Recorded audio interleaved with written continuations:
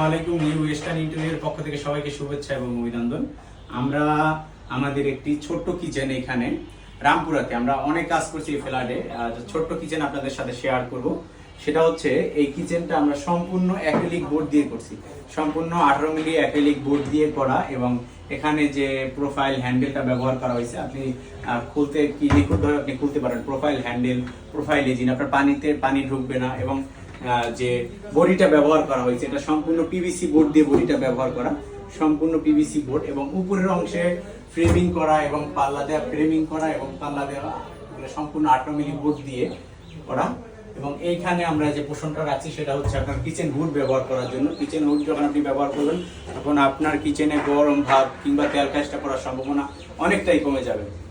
এবং এই পাশে আমরা যে সিস্টেমটা করছি সেটা হচ্ছে অ্যাক্সেসরিজ দিয়ে আপনি আচারের বাটা বা মরিচের বাটা, তেলের বাটা, কৌটাগুলো সাজিয়ে সাজিয়ে রাখার জন্য।